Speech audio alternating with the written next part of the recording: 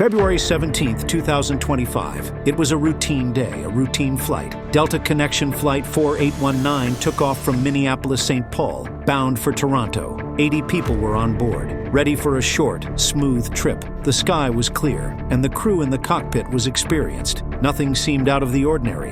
But what no one knew, the danger wasn't coming from outside the plane. It was already inside, sitting right there in the cockpit. As the plane neared landing, everything suddenly went wrong. What followed was a desperate struggle where training, instinct, and courage would be tested like never before. The voices captured on the cockpit radio would soon shock the entire nation. So, what really happened on Delta Flight 4819? What was the threat, and how close did they come to disaster? Make sure to stay with us because the answers will surprise you. This is the true story of how Flight 4819 became a fight for survival. That day started like any other at Minneapolis St. Paul Airport. The morning was calm, and the sky was clear. Perfect weather for flying. Delta Connection Flight 4819 was preparing to leave for Toronto Pearson Airport in Canada. 80 people were on board. Among them, there were 76 passengers and 4 crew members. The plane was a Bombardier CRJ900, a regional jet. It was 16 years old, built in 2008. This model is known for flying short and medium routes like this one. This particular aircraft had been specially modified for longer flights than usual. It could carry up to 76 passengers. Its 2 engines were made by General Electric, powerful enough to keep it safe in most conditions. The airline flying this plane was Endeavour Air. They operate as Delta Connection, which means they fly regional flights for Delta Airlines.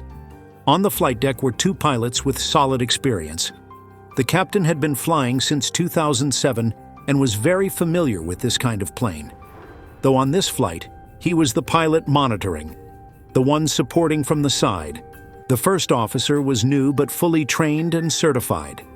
She had joined Endeavour just last year and had over 1,400 flight hours, with several hundred on this exact plane model.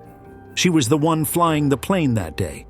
Both pilots had experience flying in winter weather, which was important for this route. At first, everything went as planned.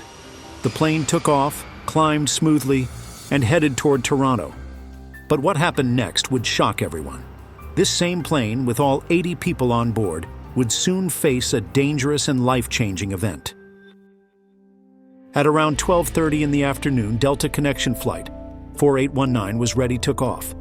The Bombardier CRJ900 was about to climb smoothly into the clear sky, heading toward Toronto.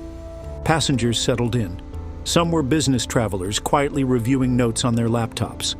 Others were families excited for a visit home or a weekend trip. A few looked out the windows, watching the runway fade away as the plane moved forward. The flight attendants moved calmly through the cabin, offering warm smiles and last-minute assistance. They reminded everyone to fasten their seatbelts and stow their belongings. The 2 pilots, experienced and focused, settled into the cockpit. The captain ran final checks while the first officer prepared for takeoff. Then, just before 1 o'clock, the engines roared to life, pushing the plane forward down the runway. The CRJ900 gained speed quickly, lifting off into the clear blue sky. Passengers felt the smooth ascent. The plane climbed steadily, heading northeast toward Toronto. The flight was expected to take just over 2 hours. Outside, the weather was clear with no sign of trouble. Inside, the cabin was calm, with passengers chatting softly or settling in for the short trip. As Flight 4819 approached Toronto Pearson International Airport, the crew prepared for landing. The clock showed 2:13 p.m. Eastern Standard Time, but then disaster struck. As the plane touched down on runway 23, it hit the ground hard. The landing was rougher than usual. A loud crack echoed through the cabin as the landing gear collapsed. The jet bounced and twisted, rolling to the right. Then it flipped. The aircraft overturned completely, landing upside down and sliding off the right side of the runway. The T-tail and right wing broke apart, and a fire broke out, sending thick smoke into the air. Inside, chaos unfolded. Passengers screamed, bags flew. Seats shook violently. Some hit their heads. Others clung to the seats in front of them. Smoke filled the cabin. The smell of jet fuel burned in their noses. But in the middle of the panic, the flight attendants jumped into action. Ignoring the smoke and the fear, they shouted commands, "Leave everything behind, head to the exits," guiding people through the narrow, tilted aisles. The doors were forced open. Emergency slides deployed. People crawled out into the freezing February air, bloodied, bruised, in shock but alive. Outside, fire crews rushed to the scene.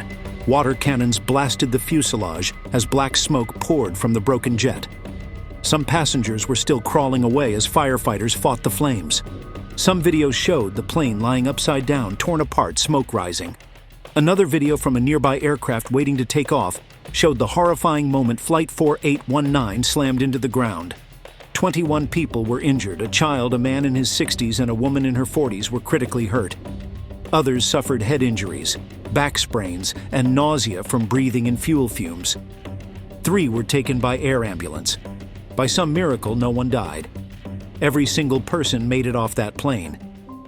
According to aviation experts, the quick work of the flight attendants and the design of the aircraft played a major role in saving lives. And within 4 days, all injured passengers were released from the hospital. But the terrifying question remains: what happened in those final moments before impact? Why did an experienced crew and a trusted aircraft end up upside down on a runway?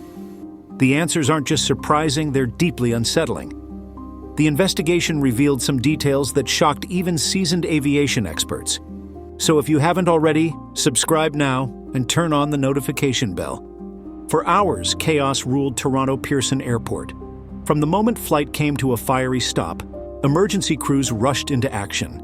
The entire airport shut down all takeoffs and landings, not just for minutes, but until 5 o'clock that evening. Flights were diverted to Montreal, Ottawa, Hamilton, and other nearby airports.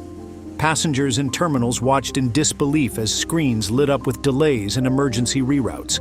Delta Airlines moved quickly. They offered $30,000 to every passenger on board. No legal waivers, no conditions, just help fast. But for many, no amount of money could erase what they had just survived. By the next day, over 20 investigators from the Transportation Safety Board of Canada were already on site. They were joined by officials from the FAA, the NTSB, Transport Canada, Endeavour Air, and Mitsubishi Aircraft, which now owns the CRJ aircraft line.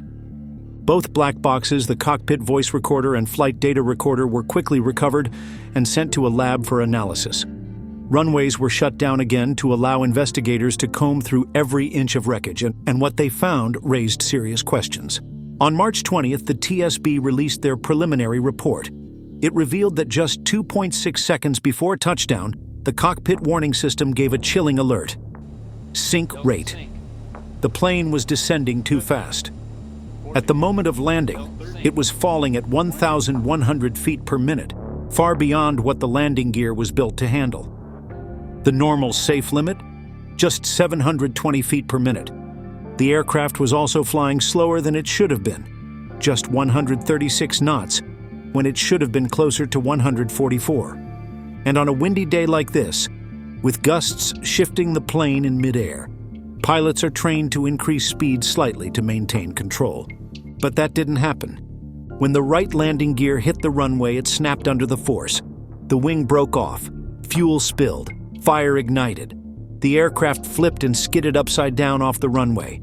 The result was a near tragedy and a disaster barely avoided. In the days following the crash, the internet lit up with speculation.